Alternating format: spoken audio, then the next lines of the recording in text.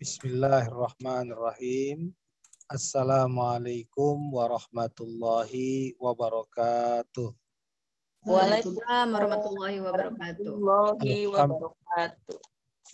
Alhamdulillah, syukurillah, la haula wa la quwata illa billah, wassalatu wassalamu ala rasulillah wa ala ashabihi wa mawala. Ibu-ibu jemaah Majelis Ta'lim Khairun Nisa yang dimuliakan oleh Allah, wabil khusus Ibu Rianti dan seluruh pengurus, pembina, dan tentu saya mengucapkan terima kasih kepada Bu Tisa yang sudah mengundang saya berada di tengah ibu-ibu semua. Alhamdulillah, puji syukur kita panjatkan kehadirat Allah Subhanahu wa taala atas limpahan rahmat, taufik, hidayah dan inayahnya kepada kita. Salawat beserta salam mudah-mudahan senantiasa tercurahkan kepada junjungan kita, Nabi kita Muhammad sallallahu alaihi wasallam beserta istri, keluarga dan sahabat beliau. Di hari yang mulia, di bulan Syawal, di hari kita kembali kepada fitrah kemanusiaan kita, Idul Fitri, saya mengucapkan minal aidin wal faizin. Ya, semoga kita termasuk orang-orang yang kembali kepada fitrah dan memperoleh kemenangan. Ya, taqabbalallah minna wa minkum, taqabbal ya karim. Ibu-ibu sekalian yang saya hormati, rasanya rindu sekali untuk berada di tengah ibu-ibu sekalian setelah 2 tahun lebih. Ya, kita tidak bersilaturahim, ya terutama di masa-masa pandemi.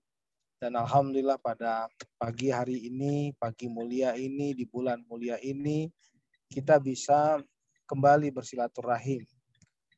Nah, ada satu hal yang sangat luar biasa di momen silaturahim ini, yaitu adalah bahwa kita memasuki satu fase penting di dalam hidup kita. Ya, satu periode penting di dalam hidup kita. Setelah kita melalui madrasah kehidupan 1 bulan. Ya, madrasah kehidupannya adalah bernama bulan suci Ramadan. Nah, apa yang kita lakukan di bulan suci Ramadan? Selain melaksanakan ibadah puasa, kita juga melaksanakan banyak sekali aktivitas ibadah yang kita lakukan. Ya, aktivitas ibadah itu adalah sholat, kemudian puasa, kemudian baca Al-Quran, kemudian adalah kita tadarus, ya, kita bertadarus, kemudian kita juga adalah melakukan banyak aktivitas-aktivitas yang bernilai amal soleh, ya, zakat, infak, dan sedekah. Ya, zakat, infak, dan sedekah. Nah, semua itu sebagaimana yang dikatakan oleh Rasulullah SAW, ya, man shoma ramadhana imanan wa ihtisaban ghufira lahu ma taqaddama min dzambi. Barang siapa yang berpuasa mengharapkan karena iman dan mengharapkan ridho Allah Subhanahu wa taala, maka Allah mengampuni dosa-dosanya. Nah, kemudian terkait dengan sholat malam, Rasulullah SAW mengatakan man qoma ramadhana imanan wa ihtisaban ghufira lahu ma taqaddama min dzambi. Barang siapa yang melaksanakan sholat malam karena mengharapkan rahmat dan iman, karena iman dan mengharapkan rahmat Allah Subhanahu wa taala, maka Allah juga mengampuni dosa-dosanya. Jadi ibadah sholat, ya, kemudian ibadah sholat malam, ibadah puasa itu mendatangkan ampunan kepada kita semua. Nah, kemudian ibadah zakat, infak, sedekah. Ya, kita tahu bahwa salah satu ciri khas orang bertakwa itu adalah dijelaskan dalam banyak ayat, adalah orang-orang yang menginfakkan hartanya. Bahkan di surat Ali Imran, surat 133, 134, Allah mengatakan alladzina yunfiquna fis sarra wad dharra. Orang yang menginfakkan hartanya ketika lapang dan ketika sempit, ya. Alladzina yunfiquna fis sarra wad dharra. Orang yang menginfakkan hartanya ketika lapang dan ketika sempit. Nah, kemudian ada amalan selama Ramadan yang kita lakukan adalah tilawah dan tadabbur Al-Qur'an. Jadi kita membaca Al-Quran, mentadaburkan Al-Quran, dan di dalam sebuah penelitian di Amerika Serikat, orang-orang yang membaca Al-Quran, baik dia secara lafaz yang sesuai dengan makhrajnya, ya bacaannya baik, suaranya baik, maka ternyata menurut Abraham Nicole, seorang guru besar, menurut Ahmad Qodi, dan menurut Susan Moore, maka bacaan Al-Quran itu bisa menyembuhkan penyakit kanker dan penyakit autoimun. Nah, kalau Al-Quran itu ditadaburkan, ya, Al-Quran itu dibaca, tapi kemudian direnungkan makna-maknanya, maka bacaan Al-Quran dan tadabur Al-Quran itu mendatangkan ketenangan buat yang mentadaburkannya. Nah, ini kita lakukan selama bulan suci Ramadan. Maka aktivitas-aktivitas ibadah yang kita lakukan, terutama aktivitas puasa, sholat, qiraatul Quran, zakat, infak, sedekah, mengantarkan kita menjadi orang yang bertakwa. Ya, di dalam Al-Quran, Allah mengatakan bahwa yang dinamakan orang bertakwa itu adalah orang yang hablum minallahnya baik, dan hablum minan nasnya baik. Artinya kalau kita bicara konteks hablum minallah itu adalah kesalehan individual, ya ibu-ibu, kesalehan individual.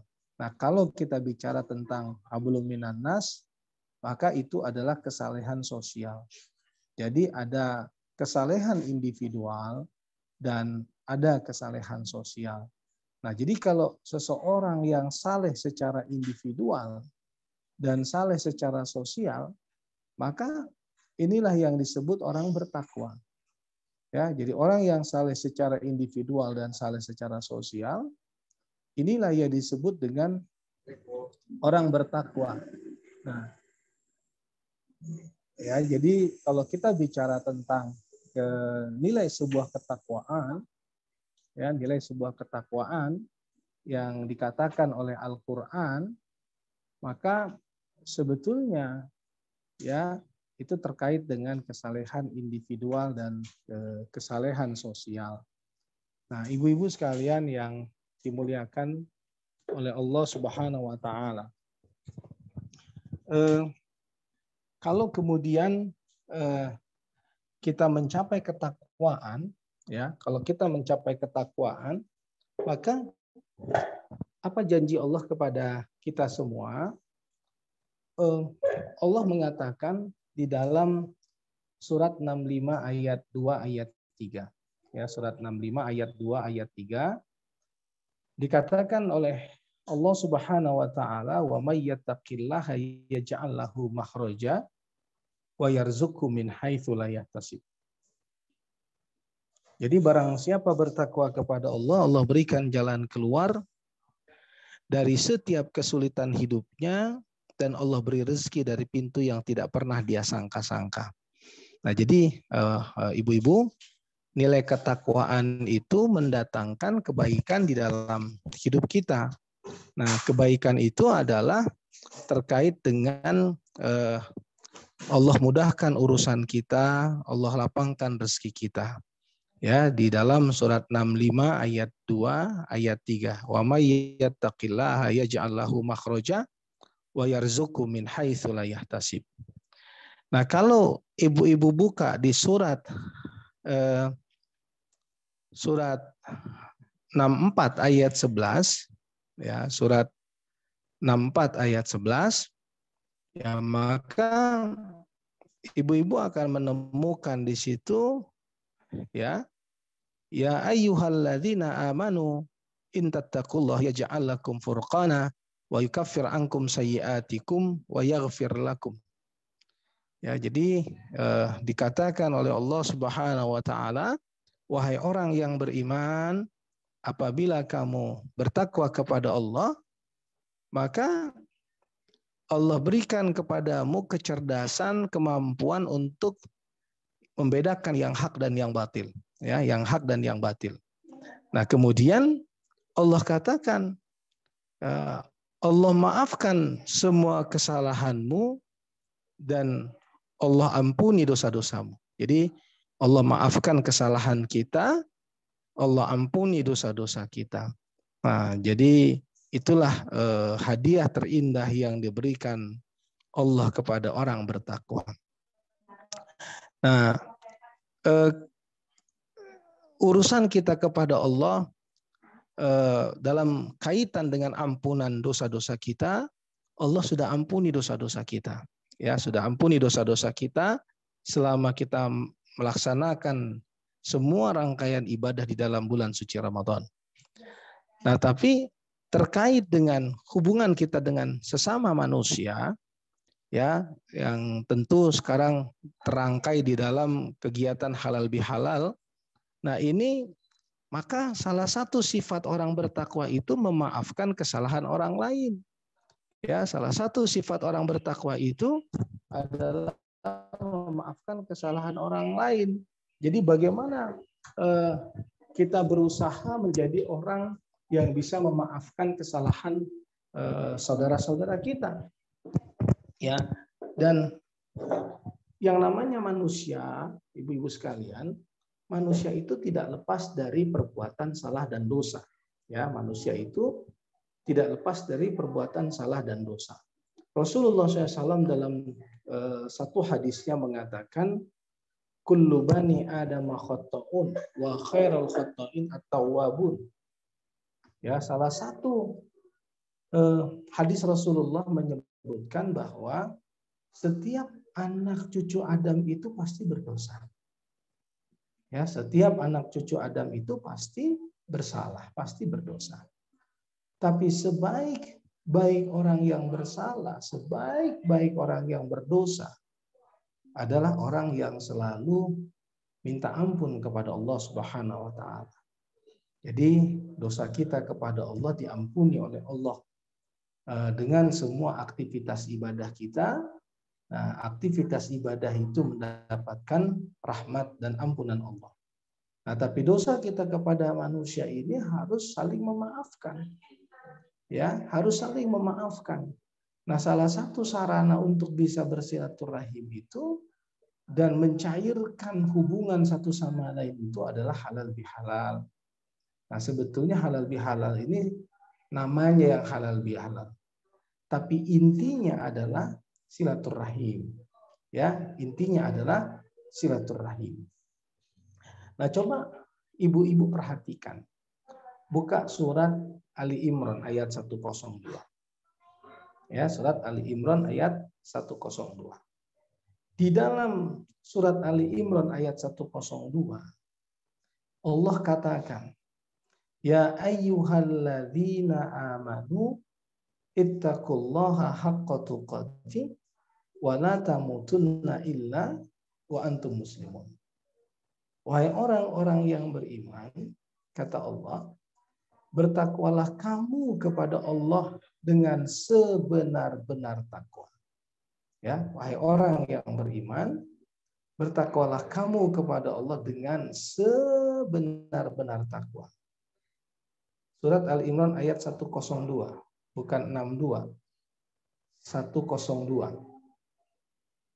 Wahai orang yang beriman, bertakwalah kamu kepada Allah dengan sebenar-benar takwa, dan jangan kamu mati kecuali kamu mati dalam keadaan tunduk kepada Allah Subhanahu wa taala.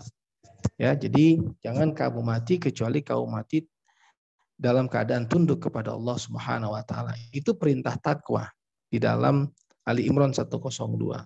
Nah, berikutnya di ayat 103 Ya, di ayat 103 ternyata perintah takwa itu diiringi dengan perintah berpegang teguh kepada tali Allah dan jangan bercerai-berai. Ya, jangan memutuskan tali silaturahim. Ya, berpegang teguh kepada tali Allah. Wa'tasimu bihablillahi jami'aw wa la tafarraqu. Ya, wa'tasimu bihablillahi jami'aw wa la tafarraqu. Wadhkuru ni'matallahi 'alaikum idz kuntum a'da'an fa'allafa baina qulubikum fa asbahtum bi ni'mati ikhwana. Jadi kata Allah, berpegang teguhlah kamu kepada tali Allah dan jangan kamu bercerai-berai. Ingatlah dulu kamu berpecah belah kemudian disatukan oleh Allah. Maksudnya disatukan oleh Allah dalam satu persaudaraan iman, persaudaraan Islam. Tuhan kita sama, Nabi kita sama, kitab suci kita sama, kiblat kita sama, tujuan hidup kita ke akhirat itu sama. Nah, itu menguatkan tali persaudaraan dalam konteks ukhuwah Islamiyah. Ya. Nah, yang paling penting ibu-ibu sekalian, di dalam perintah takwa ini terkait dengan juga perintah membangun hubungan silaturahim, ya, membangun hubungan kasih sayang di antara kita. Jadi tidak disebut takwa, ya, tidak disebut takwa kalau tidak baik hubungan kita kepada manusia. Jadi takwa itu bukan hanya sholat, takwa itu bukan hanya puasa, takwa itu bukan hanya zikir, takwa itu bukan hanya baca Al-Quran. Tapi takwa itu juga terkait dengan hubungan kita dengan sesama manusia. Nah, kita lihat surat Al-Maidah ayat 2. Ya, surat Al-Maidah ayat 2. Ya, di surat Al-Maidah ayat 2 Allah juga mengatakan wa ta'awanu 'alal birri wat taqwa wa la ta'awanu 'alal itsmi wal 'udwan. Ya. Saling tolong menolonglah kamu di dalam kebaikan dan ketakwaan. Ya, saling tolong menolonglah kamu di dalam kebaikan dan ketakwaan. Dan jangan kamu saling tolong menolong di dalam perbuatan keji dan permusuhan. Nah, jadi di ayat ini juga ternyata perintah membangun hubungan persaudaraan itu terkait dengan ketakwaan. Kenapa? Karena di ayat berikutnya, ibu-ibu, Allah mengatakan wattaqullah innallaha syadidul iqab. Bertakwalah kamu kepada Allah, sesungguhnya Allah itu amat pedih ya siksaannya. Ya, jadi coba ibu-ibu perhatikan di dua ayat yang saya sampaikan tadi. Ada perintah takwa, ada perintah membangun persaudaraan. Atau tadi ada perintah membangun persaudaraan diiringi juga dengan perintah ketakwaan. Jadi jangan kita merasa bahwa kita sudah bertakwa dengan menyelesaikan 1 bulan ibadah Ramadan itu, terkecuali kita sempurnakan nilai ketakwaan itu dengan hablum minan nas. Kenapa? Karena hablum minan nas itu adalah salah satu sifat orang bertakwa. Ya, salah satu sifat orang bertakwa. Maka orang-orang yang bertakwa ini terhubung satu sama lain. Ya, orang-orang beriman bertakwa ini terhubung satu sama lain. Karena dia terhubung satu sama lain, ya, karena dia terhubung satu sama lain, maka dia harus saling menghargai. Dia harus saling menghormati. Dia harus saling menjaga kehormatan saudaranya. Dia harus ada namanya ada 6 step, ya, 6 step. Step pertama itu apa? Yang pertama itu udah pasti ta'aruf. Ya, ta'aruf itu apa, ibu-ibu? Ta'aruf itu saling mengenal satu sama lain. Ini mungkin sudah 24 tahun yang lalu, seumur pengajian Khairun Nisa, saling kenal mengenal satu sama lain. Ya, 24 tahun, 25 tahun yang lalu kira-kira kalau ibu-ibu yang umurnya sekarang 64-65 tahun berarti pada saat umur 40 tahun. Ya, saya masih ingat nih ibu-ibu di zaman itu umurnya masih 45-40 tahun ya, di zaman pengajian awal-awal di rumah Bu Rianti itu ya. Nah, jadi bayangkan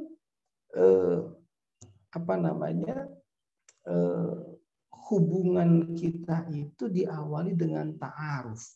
Ya, ta'aruf itu satu sama lain saling mengenal. Ya, satu sama lain saling mempelajari sifat dan karakternya. Satu sama lain itu akhirnya tahu apa yang disukai oleh sahabatnya, apa yang dibenci oleh sahabatnya, apa kelebihan sahabatnya, apa kekurangan sahabatnya. Nah, apa aktivitas yang disenangi oleh sahabatnya. Nah, itu namanya ta'aruf. Ya, itu namanya ta'aruf. Nah, setelah ada ta'aruf, setelah ada saling mengenal, maka ada yang namanya tafahum. Apa itu tafahum? Maka setelah saling mengenal, maka saling mengerti. Ya, ada salah seorang misalnya, contoh ya, salah seorang di antara ibu berusaha untuk mengerti sahabat lainnya. Dan sahabat lainnya berusaha untuk mengerti dia. Nah, itu namanya tafahum, saling mengerti. Nah, maka untuk langgengnya persahabatan, persaudaraan, dan silaturahim ini, jangan kita menuntut orang lain mengerti kita, tapi kita tidak bisa mengerti mereka. Ya, jangan kita berharap orang lain mengerti kita, tapi kita tidak berusaha mengerti mereka. Maka kalau itu terjadi tidak tafahum namanya, tidak saling mengerti namanya. Nah, biasanya tidak langgeng hubungan silaturahim seperti itu. Ya, orang-orang yang berusaha minta dimengerti tapi sulit mengerti orang lain. Nah, ini hati-hati juga ibu-ibu yang sekarang sudah masuk usia senja.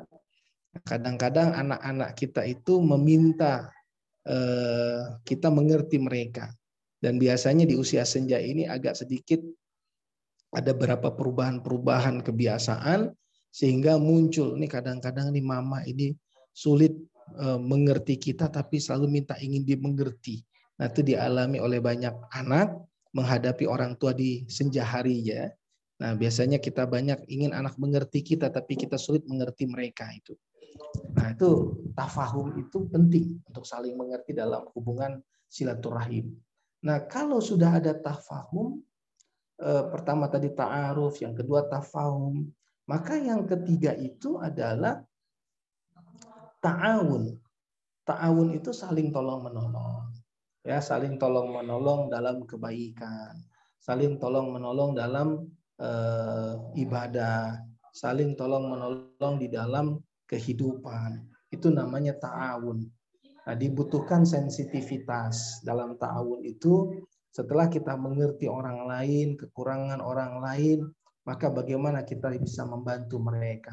Dan suatu saat kita mengalami kesulitan, kesusahan, maka orang yang sudah terjalin silaturahim dengan kita juga bisa menolong kita. Nah, itu ta'awun namanya. Ya, harus punya sensitivitas terhadap kesulitan orang lain. Nah, itu ta'awun. Ya, dan kita terhubung dengan ta'awun itu saling tolong menolong satu sama lain. Nah, maka manusia itu diciptakan oleh Allah dalam ketidaksempurnaannya. Ya, ibu-ibu ya, tidak ada yang sempurna. Karena kalau sempurna kita nggak butuh orang lain. Ya, maka saya punya banyak kekurangan dan kekurangan saya itu merupakan kelebihan Bu Rianti. Ya, dan kekurangan Bu Rianti itu kelebihan saya. Nah, maka persahabatan saya dengan Bu Rianti itu terjalin dengan baik. Kekurangan saya ditutupi oleh Bu Rianti, kekurangan Bu Rianti saya tutupi. Nah, kekurangan Bu Tisa ada pada kelebihan Bu Nini, kelebihan Bu Nini merupakan kekurangannya Bu Tisa. Nah, jadi satu sama lain itu saling melengkapi. Nah, di situ kalau kita menyadari, kita nggak akan pernah jadi orang sombong. Ya, kalau kita menyadari, kita tidak akan pernah jadi orang sombong. Dan Rasulullah SAW dalam hadisnya mengatakan, sedikit saja ada kesombongan pada diri kita, kita tidak akan pernah mencium wanginya surga. Ya, kalau ada sedikit kesombongan dalam diri kita tidak akan pernah mencium wanginya surga. Ya, jadi jangan ada kesombongan dalam diri kita. Ya, karena kalau kita sombong, kita tidak akan pernah mencium wanginya surga. Nah, biasanya sifat sombong itu karena merasa lebih dari orang lain. Merasa ilmunya lebih banyak, merasa hartanya lebih banyak, merasa kekayaannya lebih besar, merasa anak-anaknya lebih sukses. Nah, kalau ini terjadi, nah maka ini sifat yang paling dibenci oleh Allah. Nah, biasanya kesombongan itu menjadi penghalang silaturahim, ya, menjadi penghalang persahabatan, persaudaraan, ya. Sifat sombong itu, nah, nggak akan ada itu namanya ta'awun kalau dalam kesombongan itu. Maka jangan sampai kita sombong, ya. Agar apa? Kita terhubung satu sama lain dalam hubungan yang penuh kasih sayang dan dirahmati oleh Allah Subhanahu wa taala. Nah, setelah ada ta'aruf, ada tafahum, ya, kemudian ada ta'awun, maka yang keempat itu tasamuh. Tasamuh itu adalah saling bertoleransi. Ya, tasamuh itu adalah bertoleransi. Ya, bertoleransi itu bisa menerima kekurangan orang lain, ya, dan tidak berusaha memaksakan diri kita kepada orang lain. Jangan kita memaksakan orang lain menjadi diri kita. Jangan kita paksakan anak-anak kita menjadi diri kita. Nah, ini salah satu penghalang silaturahim. Jadi ketika orang sudah memaksakan orang lain untuk menjadi dirinya sesuai dengan keinginannya, maka itu kan merusak silaturahim. Ya, kita diciptakan oleh Allah itu pasti berbeda. Ya, tidak mungkin kita dijadikan sama. Maka perlu tasamuh. Bukan tasamu, tapi tasamuh pakai H, tasamuh. Ya, perlu saling bertoleransi, ya, untuk bisa menerima kekurangan satu sama lain. Ya, itu namanya toleransi dan tidak bisa kita paksakan orang lain menjadi diri kita. Nah, kadang-kadang ini nggak kita sadari, ibu-ibu. Kita bertamu ke rumah orang, kita duduk, ya, kemudian kita bicara sama yang punya rumah, sahabat kita. Kamu kok naruh sofa di sini bukan di sana. Nah, dia mulai mengatur rumah orang. Ya, itu kok buffetnya nggak di situ sih, kok kamu taruh di sini. Nah, itu membuat orang lain tidak nyaman. Ya, berarti kita tidak bisa menerima toleransi dengan selera orang lain. Hargailah pilihannya, hargailah seleranya. Jangan paksa orang lain menjadi diri kita. Begitu juga dengan anak-anak. Kenapa banyak anak-anak tidak nyaman dengan orang tuanya? Karena banyak orang tua ini tidak menyadari bahwa dia sering memaksakan anaknya menjadi dirinya. Ya, padahal anak-anak kita menjalankan takdir kehidupannya. Ya, kita menjalankan takdir kehidupan kita. Kita harusnya hanya bersifat mengingatkan, menasehati, membimbing, ya, menuntun, mendoakan. Nah, itu dalam toleransi penting itu. Nah, tapi bukan mengintervensi. Ya, bukan mengintervensi. Nah, kalau sudah masuk wilayah intervensi, berarti kita memaksakan kehendak kita kepada orang lain. Dan itu tidak tasamuh namanya. Nah, setelah ta'aruf, tafahum, ta'awun, tasamuh, maka ada yang namanya takaful. Takaful itu menjamin orang lain nyaman dekat dengan kita. Menjamin orang lain bahagia bersama kita. Menjamin orang lain tidak terluka hatinya bersama kita. Nah, itu namanya adalah takaful, jaminan. Ya, bagaimana kita menjadi pribadi yang dicintai dan menyintai. Bagaimana kita menjadi pribadi yang disayangi dan menyayangi. Bagaimana kita menjadi pribadi yang membawa kebaikan buat orang lain. Nah, Rasulullah SAW dalam satu hadisnya mengatakan la yu'minu ahadukum hatta yuhibba li akhihi ma yuhibbu li nafsihi. Tidak beriman seseorang di antara kamu kecuali dia menyintai saudaranya sebagaimana dia menyintai dirinya. Jadi kunci keimanan, salah satu tolak ukur keimanan itu adalah cinta kita kepada saudara kita, cinta kita kepada orang beriman. Nah, ibu-ibu sekalian yang dimuliakan oleh Allah Subhanahu wa taala. Nah, ada kalimat silah, ada kalimat rahim. Silah itu artinya adalah hubungan. Ya, silah itu artinya adalah hubungan. Rahim itu artinya adalah kasih sayang. Maka silaturahim adalah hubungan kasih sayang. Nah, coba ini prinsipnya. Silaturahim adalah hubungan kasih sayang.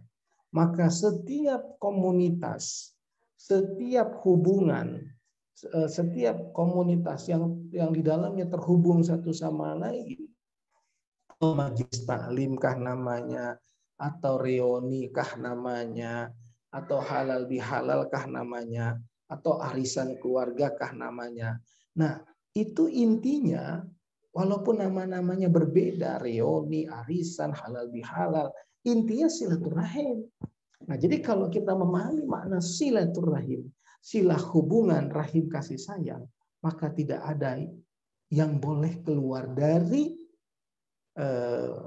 majelis itu, keluar dari halal bihalal, keluar dari arisan, keluar dari reuni, maksudnya keluar itu dalam pengertian setelah reuni, setelah halal bihalal, setelah pulang dari majelis taklim, tidak boleh ada yang terluka hatinya. Nah, jangan sampai ada yang tersakiti, jangan sampai ada yang terluka, jangan sampai ada yang terzalimi. Kenapa? Karena intinya semua tadi itu adalah hubungan kasih sayang. Makanya sebetulnya orang yang terjalin dalam silaturahim itu harusnya dia bahagia. Ya, harusnya dia bahagia. Nah, saya ingin sampaikan kepada ibu-ibu sekalian, ya, ada dua hal yang terkait dengan, pertama adalah hormon kebahagiaan endorfin. Yang kedua adalah hormon kebahagiaan dopamin. Dopamin nanti, endorfin dan oksitosin. Ya, sekali lagi endorfin dan oksitosin. Nah, hormon kebahagiaan endorfin itu terkait, penelitian menunjukkan terkait dengan meditasi, hubungan personal ya kepada yang menciptakan kita. Nah, dalam meditasi. Nah, Islam tidak mengenal meditasi. Ya, sekali lagi Islam tidak mengenal meditasi. Karena meditasi tertinggi di dalam Islam itu adalah sholat khusyuk. Ya, zikir, sholat khusyuk, baca Quran. Nah, itu terkait dengan hubungan kita dengan Allah. Ya, terkait hubungan kita dengan Allah. Nah, kalau meditasi saja di dalam sebuah penelitian menghasilkan hormon kebahagiaan yang bernama endorfin, maka apalagi sholat khusyuk, apalagi zikir, apalagi baca Quran. Apa itu hormon kebahagiaan endorfin? Pereda rasa nyeri. Jadi kalau hormon ini meningkat di tubuh kita, maka kita bahagia, hilang rasa takut, hilang rasa cemas, ya, dijauhkan dari berbagai rasa sakit. Nah, itu namanya adalah hormon kebahagiaan endorfin. Ya, itu terproduksi dengan baik ketika hubungan kita kepada Allah meningkat baik. Nah, maka hormon kebahagiaan endorfin ini sebetulnya sama dengan morfin. Ya, sama dengan morfin. Nah, bedanya morfin itu disuntik. Nah, kalau overdosis berbahaya. Tapi kalau endorfin diproduksi oleh tubuh kita ketika terjalin hubungan kita kepada Allah Subhanahu wa taala. Maka kalau puasa kita bahagia, sholat kita bahagia, zikir kita bahagia, bersyukur kepada Allah kita bahagia, ikhlas kita kepada Allah kita bahagia, itu dahsyat. Karena apa? Tubuh kita sedang memproduksi endorfin namanya. Ya, hormon kebahagiaan endorfin. Nah, adapun hubungan kita dengan sesama manusia itu menghasilkan hormon kebahagiaan yang bernama oksitosin. Nah, oksitosin ini sama dengan hormon cinta. Ya, oksitosin ini sama dengan hormon cinta. Jadi kalau ibu-ibu ya 2 tahun tidak silaturahim, tiba-tiba sekarang bisa ketemu, bisa silaturahim, bahagia banget. Jadi sebetulnya rugi nih kalau masih pakai masih pakai Zoom, ini rugi sebenarnya.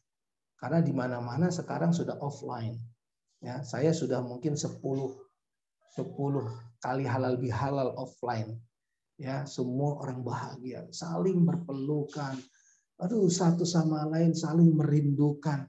Nah, pada saat itu tubuh kita memproduksi hormon kebahagiaan yang bernama oksitosin, yang disebut dengan hormon cinta. Nah, hormon-hormon ini mengendalikan hormon kortisol, hormon stres. Makanya kalau silaturahim nggak bikin stres. Makanya kalau berzikir ibadah nggak bikin stres. Nah, makanya kenapa pentingnya meningkatkan hubungan kita kepada Allah dan hubungan kita kepada sesama manusia. Agar meningkatlah hormon kebahagiaan pada diri kita. Yang pertama hormon kebahagiaan yang bernama endorfin. Yang kedua hormon kebahagiaan yang bernama oksitosin.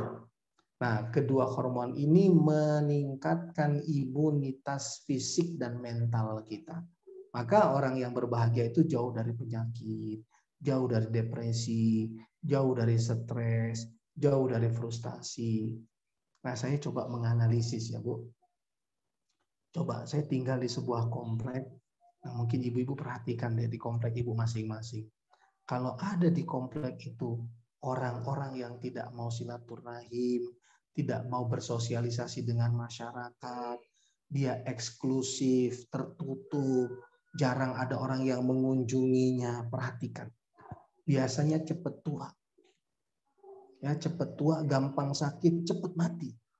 Ya, cepat tua, gampang sakit, cepat mati. Ya, kenapa?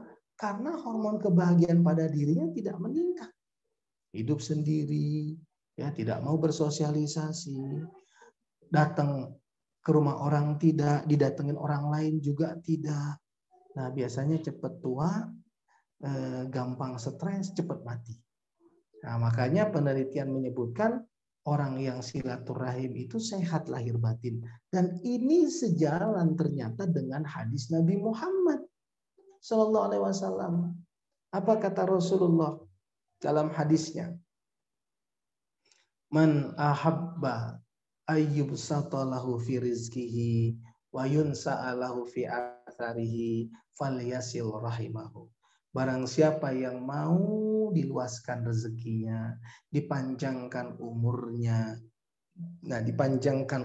silaturahim. Ternyata penelitian di Amerika menyebutkan orang yang suka silaturahim, yang terhubung satu sama lain meningkat hormon kebahagiaan. Maka orang yang berbahagia dalam penelitian yang lain lebih panjang usianya daripada orang yang tidak berbahagia.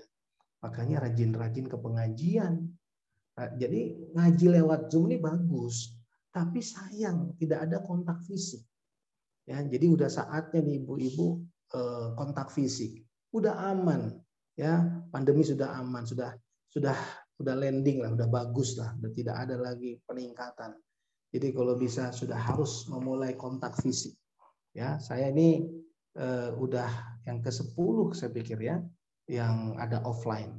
Ya, yang dahsyat tuh kemarin halal bihalal alumni Gontor itu datang dari Medan, datang dari Pekanbaru, datang dari Surabaya, datang dari Solo, datang dari Pekalongan, datang dari Jogja, datang dari Semarang, datang dari Palembang, kumpul semua, terbuka semua. Wah, subhanallah, saling berpelukan, semua bahagia. Nah, di situ meningkat hormon kebahagiaan. Ya, meningkat hormon kebahagiaan. Nah, kemudian sehari sebelumnya saya ngisi halal bihalal keluarga di Bintaro, keluarga jemaah di Bintaro yang hadir dari Semarang, dari Surabaya, dari Jambi, dari mana-mana offline. Mereka spesial datang dari Garut, dari Bandung, datang hanya karena pengen silaturahim offline. Nah, itu meningkat hormon kebahagiaan di situ. Ya, ini sudah saatnya meningkatkan rasa bahagia kita dengan peningkatan hormon kebahagiaan dengan silaturahim. Dan ini membuktikan hadis Rasulullah SAW, di mana Rasulullah SAW mengatakan, man ahabba ayyub satalahu fi rizkihi wa yunsa'a fi asarihi falyasfil rahimahu. Barang siapa yang mau diluaskan rezekinya, dipanjangkan umurnya, maka harus silaturahim. Ya, harus silaturahim. Nah, ibu-ibu sekalian yang saya hormati, yang dimuliakan oleh Allah Subhanahu wa taala. Mari kita lihat surat Al-Hujurat, surat 49. Ya, surat 49. Silahkan dibaca, Bu Tisa, boleh? Saya minta Bu Tisa baca ayat 10. Baik, Ustadz. Ayat 10. 49 ya? Ya, ayat 10. 49 ayat 10. Sebentar, Ustadz. A'udzubillahi minasyaitonirrajim. Bismillahirrahmanirrahim. Sesungguhnya orang-orang mukmin itu bersaudara. Karena itu damaikanlah antara kedua saudaramu yang berselisih dan bertakwalah kepada Allah agar kamu mendapat rahmat. Tuh. Ya ayyuha innamal mu'minuna ikhwatun fa aslihu baina akhwaikum wattaqullaha la'allakum turhamun. Tuh, lagi ya. Ini yang ketiga. Apa yang ketiga tadi? Ternyata hubungan persaudaraan itu dikaitkan oleh Allah, diikat oleh Allah dalam kaitan ketakwaan. Jadi jangan kita sebut kita bersaudara, jangan sebut kita bertakwa kalau kita tidak baik hubungan kita dengan saudara-saudara kita. Nah, Rasulullah SAW mengatakan begini dalam satu hadis, "Man kana yu'minu billahi wal yaumil akhir fala yu'zi jarahu." Bayangkan, iman kepada Allah dan hari akhirat itu tolak ukurnya adalah hubungan bertetangga. Ngeri gak? Coba. Jadi kalau mau tahu kualitas iman seseorang, iman dia kepada Allah dan hari akhirat, lihat cara dia berhubungan dengan tetangga. Ya, kalau dia suka nyakitin hati tetangga, tidak peduli dengan tetangga, tidak peduli dengan lingkungan masyarakat, dia belum bertakwa. Kenapa? Karena Rasulullah Muhammad SAW mengatakan, barang siapa yang beriman kepada Allah dan hari akhirat, jangan sakiti hati tetangganya. Man kana yu'minu billahi wal yaumil akhir falyukrim dhaifahu. Ternyata iman kepada Allah dan hari akhirat, ya, iman kepada Allah dan hari akhirat juga adalah diukur dari cara kita menerima tamu. Jadi saya jujur nih, saya kalau bertamu ke rumah orang, itu karena saya sudah belajar hadis ini, maka saya bisa melihat bagaimana pelayanan dia terhadap saya sebagai tamunya, itu mengukur kualitas imannya kepada Allah dan hari akhirat. Ya, kalau dia tidak peduli dengan tamunya, ya, itu mengukur kualitas iman dia kepada akhirat. Maka ibu-ibu ingat, cara ibu melayani tamu itu mencerminkan, menggambarkan iman ibu. Nah, yang ketiga, man kana yu'minu billahi wal yaumil akhir falyakul khairan awil yasmut. Barang siapa yang beriman kepada Allah dan hari akhirat, hendaklah dia berkata baik. Kalau dia tidak bisa berkata baik, maka lebih baik dia diam. Jadi semakin tinggi iman kita, semakin baik iman kita. Ini nih harus dijaga nih. Ya, nggak boleh nyakiti, nggak boleh menebar fitnah, nggak boleh bergunjing. Nggak, ini harus dijaga nih. Ya, ini harus dijaga. Ya, apalagi kita udah sering ngaji, ilmu udah semakin bertambah, kesadaran bersaudara semakin meningkat. Nah, tanda iman kita kepada Allah dan hari akhirat ini harus kita jaga ini. Ya, Rasul mengatakan kalau nggak bisa berkata baik, maka lebih baik diam. Nah, coba kita lihat kembali lagi ke Al-Quran tadi, surat Al-Hujurat. Nah, tanda-tanda persaudaraan, tanda-tanda ketakwaan itu terlihat dari persaudaraan. Makanya Allah katakan, sesungguhnya orang beriman itu bersaudara, ya, satu sama lain, ya, bersaudara. Nah, kalau kita menemukan dua saudara kita yang konflik, damaikan keduanya dan bertakwalah kamu kepada Allah agar kamu mendapatkan rahmat. Tuh, ayat 10, ayat 11, Bu Tisa. Bismillahirrahmanirrahim. Wahai orang-orang yang beriman, janganlah suatu kaum mengolok-olok kaum yang lain, karena boleh jadi mereka yang diolok-olokkan lebih baik dari mereka yang mengolok-olok. Dan jangan pula perempuan-perempuan mengolok-olokkan perempuan lain, karena boleh jadi perempuan yang mengolok-olokkan lebih baik dari perempuan yang mengolok-olok. Janganlah kamu saling mencela satu sama lain, dan janganlah saling memanggil dengan gelar-gelar yang buruk. Seburuk-buruk panggilan adalah panggilan yang buruk atau fasik setelah beriman. Dan barang siapa tidak bertobat, maka mereka itulah orang-orang yang zalim. Tuh. Jadi Al-Quran sendiri membimbing kita, menuntun kita cara bergaul, ya, cara bersahabat, cara bersilaturahmi. Maka saya katakan kalau kita bicara tentang silaturahim, ya, kalau kita bicara tentang silaturahim, silah itu artinya hubungan, rahim itu artinya adalah kasih sayang. Maka di dalam hubungan kasih sayang itu tidak boleh ada yang tersakiti sebenarnya, tidak boleh ada yang terzalimi sebenarnya. Ya, maka diajarkan oleh Allah tadi, pertama orang beriman itu bersaudara. Yang kedua, tidak boleh suatu kaum mengolok-olok kaum yang lain. Nggak boleh.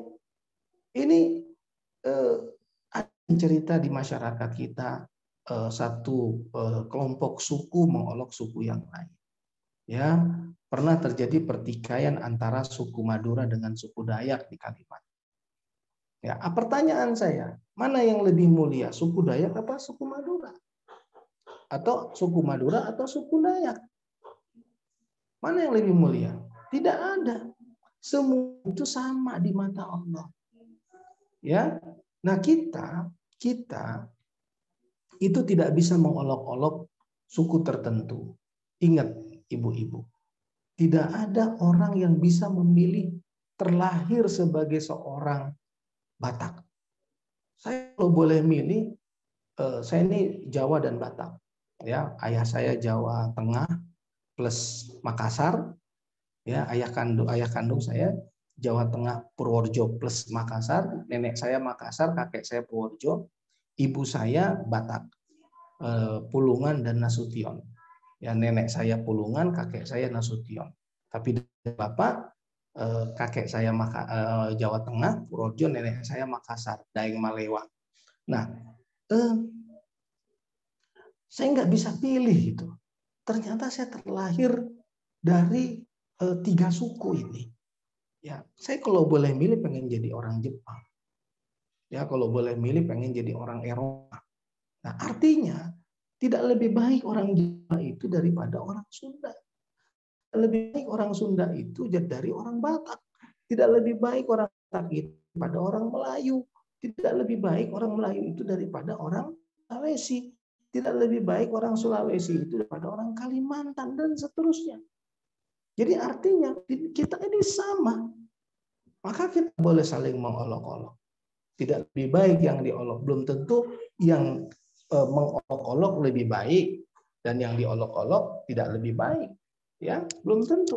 Nah, begitu juga perempuan, jangan mengolok-olok perempuan yang lain. Ya, kadang-kadang ada itu orang pakaiannya, auratnya ini banget, geli, jijik lihatnya kayak perempuan kayak gitu. Ternyata setahun kemudian dia dapat hidayah. Islamnya lebih baik dari kita. Ingat nggak artis-artis yang mungkin pernah kita olok? Ternyata setelah hijrah lebih baik Islamnya dari kita. Jadi jangan pernah kita mengolok-olok kaum yang lain atau perempuan yang lain. Ya, dan jangan mencela. Nah, sekarang ini sejak banyak sos ini banyak orang mencela satu sama lain. Yang dicela itu nggak lebih baik daripada yang mencela. Kenapa? Karena sama-sama binatang. Yang satu kampret, satu cebong.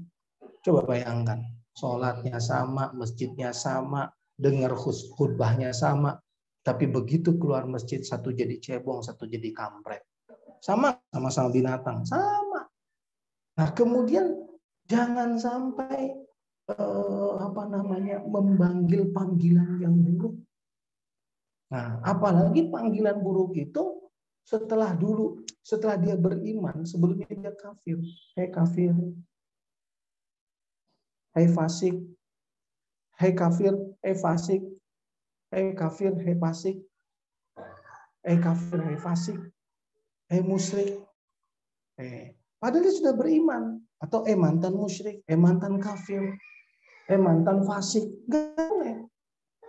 Ya, itu panggilan yang buruk itu. Ya, jadi panggillah seseorang dengan nama yang baik. Ya, makanya juga kalau ngasih nama anak itu nama yang baik. Ya, ada apa namanya? Karena nama itu nanti terkait dengan panggilan. Ya, misalnya petir. Kok nama anak petir? Ya, nama anak di Medan itu ada nama anak kaki meja. Ya, kaki meja. Ada jadi kaki meja sembiring apa begitu ya. Nah, jadi kasih nama yang baik agar dipanggil dengan cara yang baik gitu ya. Nah, itu dia. Ini etika dalam pergaulan. Oke, Bu Tisha. Ayat berikutnya. Baik Ustadz, ayat berikutnya. Bismillahirrahmanirrahim. Ayat 12 ya Ustadz ya. Ya. Wahai orang-orang yang beriman, jauhilah banyak dari prasangka. Sesungguhnya sebagian prasangka itu dosa.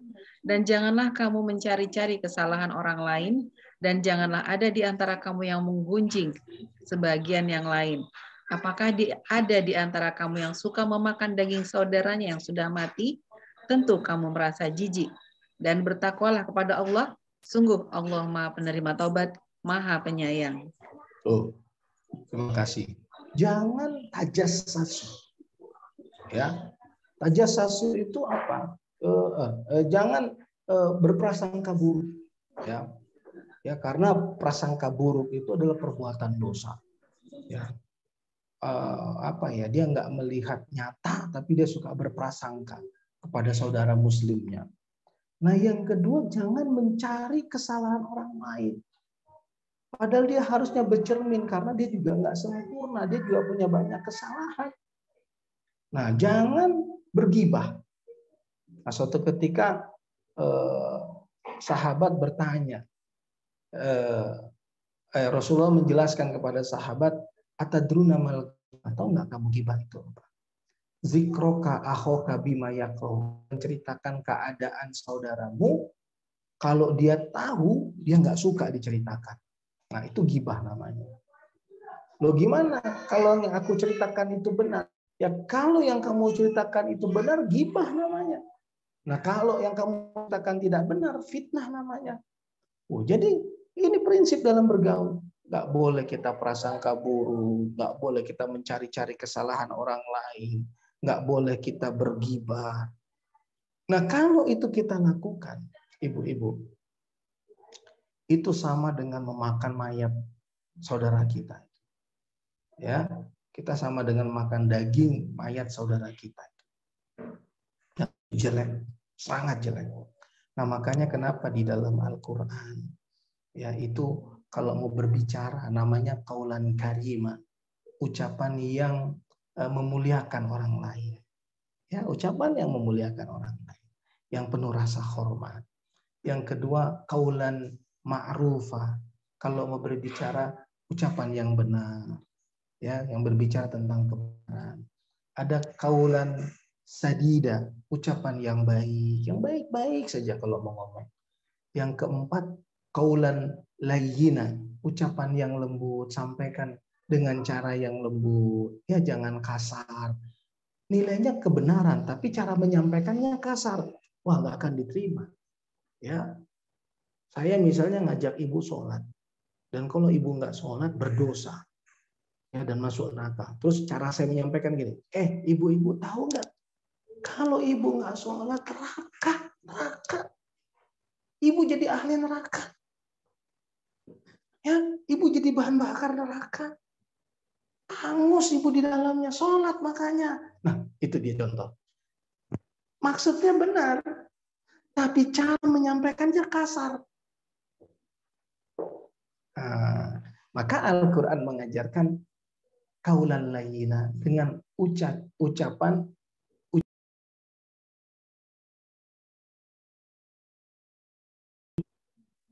dengan ucapan yang lembut, qaulan layyina. Ya, kemudian ucapan qaulan maisura. Qaulan maisura itu ucapan yang mudah difahami.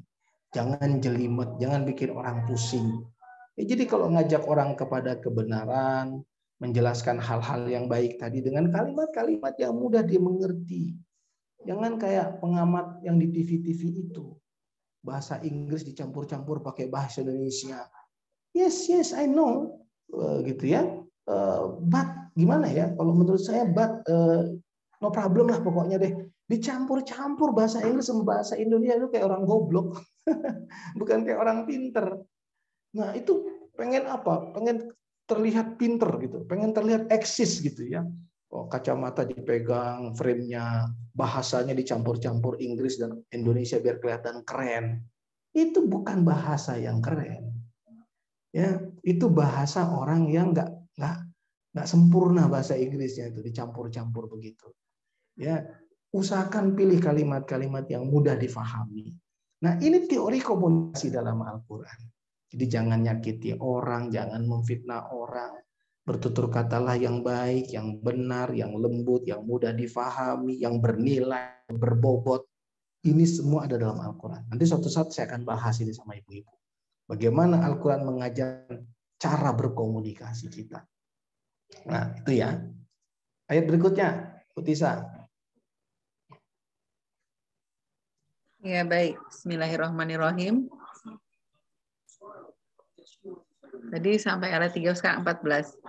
Orang-orang Arab Badui berkata, kami telah beriman. Katakanlah kepada mereka, kamu belum beriman, tetapi katakanlah.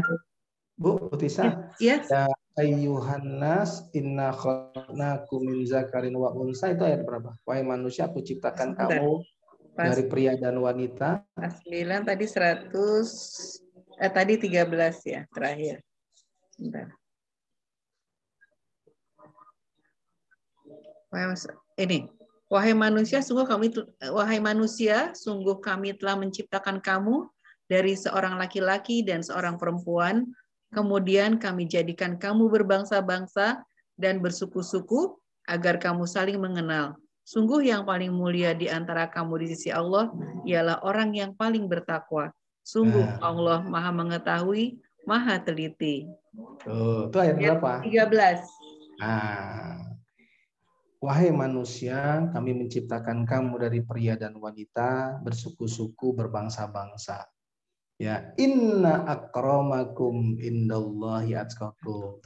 Jadi nggak usah mengolok, nggak usah memfitnah, nggak usah bergunjing, nggak usah manggil orang lain dengan panggilan yang buruk. Yang satu tidak lebih mulia dari yang lain, kata Allah. Kenapa? Karena sesungguhnya yang mulia di mata Allah adalah yang bertakwa. Nah, itu tadi tuh, kembali lagi ke bulan Ramadan. Bulan Ramadan menjadikan kita orang bertakwa, ibadah-ibadah menjadikan kita orang bertakwa.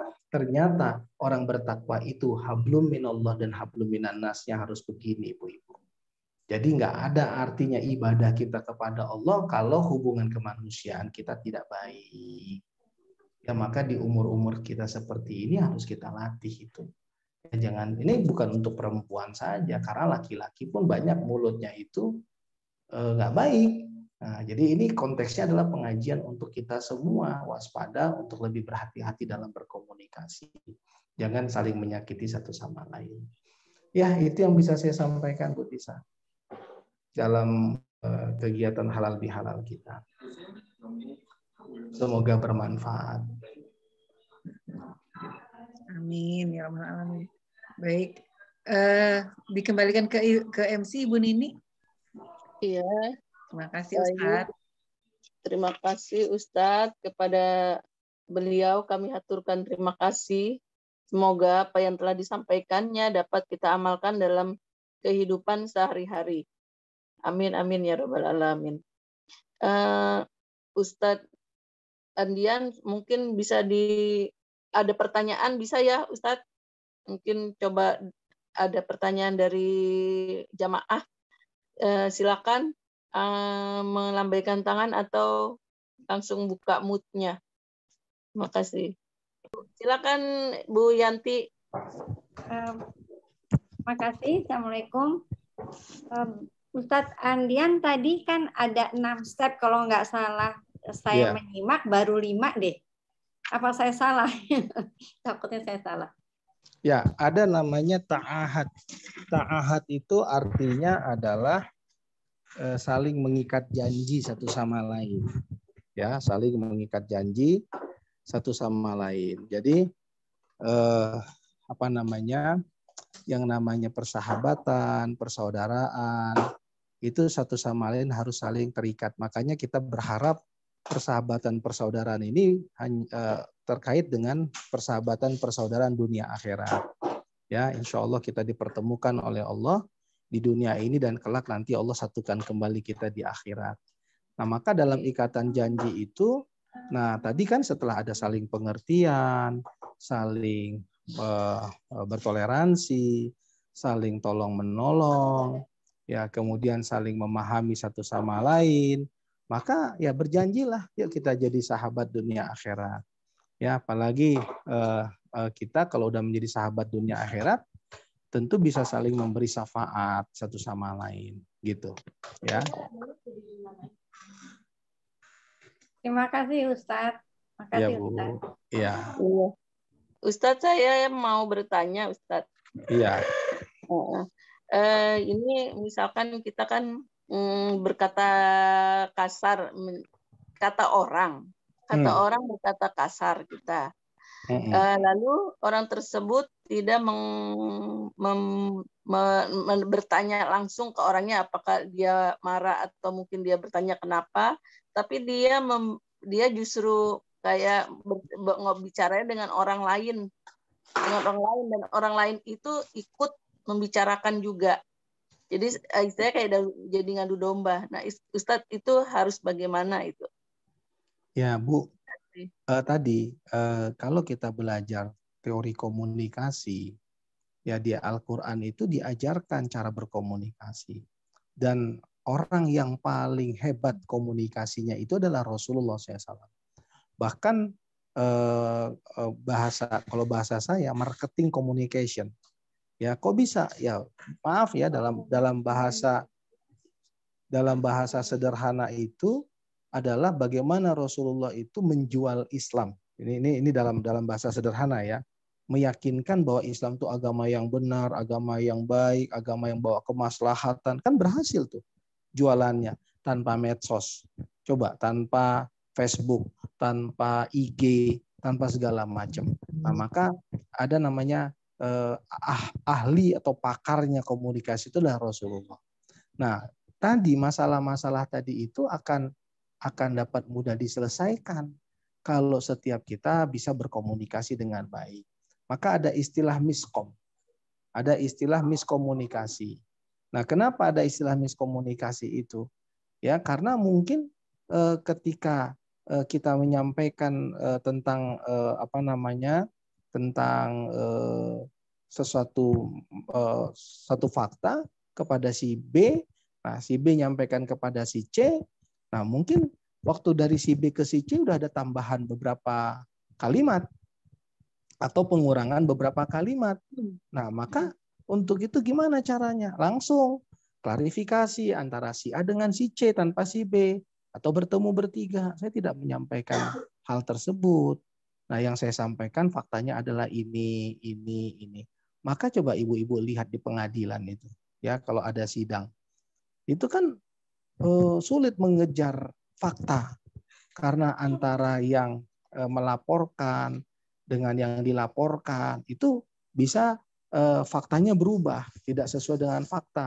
Apakah yang melaporkan menambah-nambahkan atau yang dilaporkan itu tidak mau mengakui bahwa dia pernah mengatakan itu, gitu. Nah, jadi maka perlu untuk mengklarifikasi komunikasi itu, gitu, Bu. Iya, sejajar. Berarti kita tuh harus mengklarifikasi antara si pemasalah yang bermasalah ini jangan dengan orang lain gitu ya, Ustadz ya. Iya, jadi gini, ibu punya anak 3. Ibu punya anak 3 atau 4. Jadi si A, si B, si C, si D anak-anak ibu. Ibu jangan pernah sesekali melaporkan anak ibu ke B tentang si A. Ya mama nggak suka sama si A. Si A tuh kakak kamu tuh begini, begitu, begini, begitu. Nah si B ini niatnya baik gitu ya. Tapi cara menyampaikan ke kakaknya udah ada bumbu nih. Nah, maka timbul masalah baru. Nah, jadi makanya anak-anak tuh nggak boleh dibanding-bandingkan satu sama lain. Kalau mau negur anak-anak, tegur langsung ke yang bersangkutan. Jangan kita melaporkan si A, anak kita si A ke si B, anak kita si D ke si C. Nah, itu yang bisa membuat komunikasi itu runyam. Ya, maka ingat nggak dulu ada game di TV itu namanya Komunikata. Ya, game Komunikata itu kenapa? Antara satu orang dengan orang yang lain beda cara menerima komunikasinya. Sudah ditambahin, sudah dibumbuin, akhirnya jadi runyam. Akhirnya jadi masalah. Gitu. Nah, ini yang paling penting. Jadi semakin kita dewasa dalam umur, dalam pemahaman agama, dalam banyak hal, nah kita memang harus waspadai itu cara kita berkomunikasi. Ya, makanya saya katakan itu sebetulnya dicontoh oleh Rasulullah kepada kita, tuh dicontohkan oleh Rasulullah. Agar apa? Kita menjadi muslim yang betul-betul bisa memberikan manfaat buat orang-orang di sekitar kita. Ya. Saya kira itu, Bu. Ya, baik. Terima kasih, Ustadz. Gimana ada yang lain, yang lain Bapak, Ibu yang ingin bertanya dengan Ustadz? Silakan dilanjut. Monggo, silakan yang lain.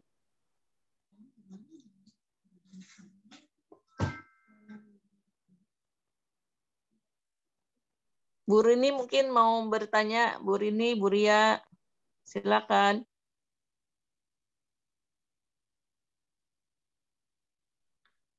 Ustadz, saya mau bertanya, apakah ada doa, misalnya kita mengetahui ada saudara kita yang crash gitu ya, adik kakak, terus yang satu tidak mau berbaikan, yang satu mau berbaikan tapi yang satu tidak mau. Apakah sudah dijembatani tapi belum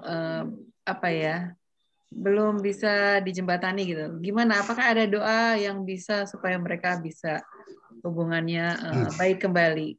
Ya, saya pernah menjadi jalan tengah antara suami istri. Maka keduanya saya panggil, tapi berhadapan dengan saya satu persatu.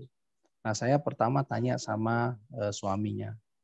Saya tanya gini, Anda masih mau nggak mempertahankan rumah tangga? Mau katanya, mau kan? Itu catatannya. Nah, kemudian saya ngobrol, apa yang Anda hadapi dengan istri Anda? Dia cerita banyak hal lah tentang istrinya. Ya, kemudian kira-kira 45 menit setelah itu saya panggil istrinya dan dianya saya suruh pergi. Ini di rumah saya nih. Ya, saya suruh pergi 45 menit deh cari jalan sana, ya, nongkrong di mana 45 menit. Saya ngobrol sama istrinya. Saya tanya, Anda masih mau mempertahankan nggak rumah tangga Anda? Masih mau. Nah, jadi begitu juga saya tanya tentang perihal keadaan suaminya. Nah, akhirnya ini ada 2 kali kejadian seperti ini datang ke rumah saya suami istri. Nah, pertanyaan saya pertama selalu itu. Nah, kalau udah ada satu kasus yang suaminya apa istrinya waktu itu ya, udah nggak mau mempertahankan rumah tangga, udah saya nggak akan mau lagi. Apapun cerita saya nggak mau. Nah, kalau sudah itu nggak bisa diketengahkan. Kuncinya di situ. Ya, kalau udah salah satu ada yang tidak mau mempertahankan rumah tangga, udah nggak bisa disatukan. Nah, begitu juga dengan saudara kandung. Ya, kalau salah satu kita tanya, kamu masih mau menganggap kakak kamu itu kakak kamu atau enggak? Masih. Nah, terus yang satu kita tanya, itu masih kamu anggap adik kamu enggak? Masih. Nah, kamu ingin enggak berbaikan sama kakak kamu? Ingin. Terus kita tanya sama adiknya, ingin? Ingin. Udah, tinggal dikomunikasikan. Nah, misalnya titik yang mau dicapai itu titik 5. Ego kakaknya itu 8. Ya kan, rendah diri adiknya itu 2. Jadi ini titik 5, ini titik 5. Ego kakaknya 8, adiknya ini merasa dia tidak dihargai, rendah diri segala macam, itu di titik 2. Maka yang si kakak harus turun ke bawah, turun 1, adik naik 1, kakak turun 1 lagi, adik naik 1 lagi, sampai mereka ketemu di titik 5 tadi. Gitu. Jadi jangan mengharapkan adiknya naik ngalah terus, tapi kakaknya nggak mau turun-turun. Gitu loh. Jadi harus satu turun, satu naik, satu turun, satu naik. Sehingga nanti komunikasinya akan menyatu di satu frekuensi, di titik 5 tadi. Nah, itu yang paling penting. Itu contoh. Itu contoh. Nah, tapi tergantung case, tergantung masalahnya, tergantung kasusnya. Makanya dibutuhkan kecerdasan untuk menemukan jalan tengah tadi itu. Menjadi hakim, menjadi wasit itu, Bu. Ya, jadi bagaimana mengajarkan satu turun, satu naik, satu turun, satu naik gitu. Kira-kira gitu. Baik Ustadz, terima kasih. Baik. Ya. Ustadz, saya mungkin Ustadz. Iya, baik. Bu Tisha, saya ya. Iya, silakan Bu Ninil. Ya, Ustadz. Tadi Ustadz menjelaskan kalau satunya level 8, adiknya level 2, itu satu turun, satu naik, itu luar biasa buat saya. Hanya itu saja komentar saya. Terima kasih Ustadz ilmunya. Iya, Bu. Makasih Assalamualaikum sama-sama. warahmatullahi wabarakatuh. Assalamualaikum. Pak Ustadz, boleh saya bertanya? Boleh, Bu. Siapa, Bu? Dengan Bu Rini. siapa? Rini. Oh, Bu Rini. Silakan Bu Rini. Assalamualaikum Pak Ustadz. Waalaikumsalam. Ini Pak Ustadz, batasan toleransi dalam kebaikan, ya.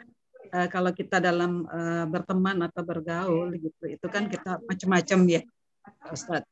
Nah, kalau kita mempunyai suatu prinsip yang mungkin juga sebagian memang sudah menerima bahwa kita tidak akan mengucapkan ucapan selamat, misalkan di dalam hari raya yang non Muslim lah ya gitu. Kita mempunyai prinsip seperti itu gitu ya. Nah, sementara ada teman juga yang mengucapkan juga, tapi saya dengan dengan sopan, japri, mengingatkan gitu. Nah, itu kalau yang bersangkutan sudah diingatkan, tapi dianya kok marah gitu. Ya udah akhirnya ya sudah kami diamkan saja. Nah, ini menurut Pak Ustadz gimana Pak? Gini, toleransi itu tidak berlaku di dalam masalah akidah dan ubudiyah. Ya, toleransi itu tidak berlaku di dalam akidah dan ubudiyah. Saya punya sahabat kecil. Sahabat kecil saya itu Kristen. Ya, sampai hari ini masih bersahabat. Sampai hari ini masih berkomunikasi. Ya, saya kalau beberapa kali dia mengalami kesulitan, saya bantu sampai hari ini. Nah, kalau saya dulu datang ke Medan di zaman saya masih sekolah di Jawa, dia pasti jemput saya di pelabuhan. Ya, dia jemput saya pelabuhan. Kalau saya pulang, dia antar saya ke pelabuhan. Ini sahabat kecil saya ini, namanya Joshua. Nah, tapi dari kecil sampai sekarang saya nggak pernah mengucapkan Jo selamat Natal, karena menurut dia nggak terlalu penting itu. Jadi mereka sendiri nggak berharap kita mengucapkan selamat Natal, karena jauh lebih penting memanusiakan mereka. Ya, jauh lebih penting memberikan rasa hormat kepada mereka. Kalau ada yang bisa kita bagi, kita beri hadiah kepada mereka. Perhatian, hadiah, rasa hormat, kasih sayang sebagai manusia, itu jauh lebih berharga dari sekedar mengucapkan selamat Natal. Terus kita mengucapkan selamat Natal tapi nggak bantu sahabat kita, nggak melindungi sahabat kita, maka nggak ada artinya selamat Natal. Nah, dan itu juga bertentangan dengan prinsip keagamaan kita. Kenapa? Karena itu wilayah akidah dan ubudiyah. Nah, jadi kalau begitu yang jauh lebih penting adalah memanusiakan mereka. Nah, maka kalau kita ingatkan, ya harus ingat, harus sadar gitu, nggak boleh kita kekeh. Ya, nah kalau kita punya orang tua misalnya, orang tua kita non Muslim misalnya, Mama lihat aku sayang nggak sama Mama? Sayang. Mama lihat aku berbakti sama Mama nggak? Berbakti. Mama lihat nggak aku memenuhi kebutuhan hidup Mama? Iya. Mama pengen keluar negeri liburan, aku kasih anggarannya untuk Mama bisa liburan. Mama butuh kebutuhan Mama berobat aku berikan, kebutuhan Mama hidup aku berikan. Terus apakah aku salah kalau kemudian aku misalnya tidak mengucapkan selamat Natal? Nah, coba. Kalau orang tuanya sudah paham bahwa itu bagian dari ajaran Islam, nggak penting dia menerima selamat Natal. Yang jauh lebih penting itu penghormatan, penghargaan, ya memuliakan orang tua, memberi hadiah orang tua, memenuhi kebutuhan hidup orang tua. Itu jauh lebih berharga dari ucapan selamat Natal. Nah, Jadi mereka nggak sibuk gitu. Kok saya nggak diucapin selamat Natal? Kenapa kita jadi sibuk gitu kan? Orang Islam jadi sibuk gitu, merasa nggak enak nggak mengucapkan selamat Natal gitu. Jadi ini pelajaran penting, memanusiakan mereka jauh lebih penting daripada sekedar mengucapkan selamat Natal. Maka yang kalau ada yang mengucapkan selamat Natal diingatkan ya harus ingat itu masalah akidah, masalah ubudiyah gitu. Terima kasih Pak Ustadz. Iya Bu. Baik, usai sudah acara tanya jawabnya. Setelah ini kita akan membaca acara pembacaan doa yang dipimpin oleh Ustadz Dr. Andian Parlin dengan MA. Kami persilakan. Ya, Allahumma sholli ala Sayyidina Muhammad wa sallim radhiyallahu an kulli sahabati Rasulillah ajma'in. Alhamdulillah rabbil alamin. Allahumma ighfir lana wa liwalidina warhamhuma kama rabbauna shighara. Rabbana hab lana min azwajina wa dzurriyyatina qurrata a'yun waj'alna lil muttaqina imama. Rabbana atina fid dunya hasanah wa fil akhirati hasanah wa qina adzabannar. Wa sallallahu ala nabiyyina rasulina Muhammad wa ala alihi washabbihi wasallim ajma'in. Walhamdulillah rabbil alamin. Assalamualaikum warahmatullahi wabarakatuh. Waalaikumsalam warahmatullahi wabarakatuh. Terima kasih Ustaz. Terima kasih Pak Mari kita Ustadz. tutup dengan membaca hamdalah. Ya selalu Ustaz.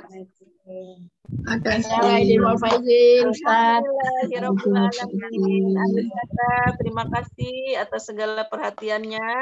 Mohon maaf atas kekurangannya. Wassalamualaikum warahmatullahi wabarakatuh. Waalaikumsalam warahmatullahi wabarakatuh. Terima kasih Bu Nini. Terima kasih Bu Nini. Terima kasih Bu Nini. Terima kasih Bu Nini. Terima kasih.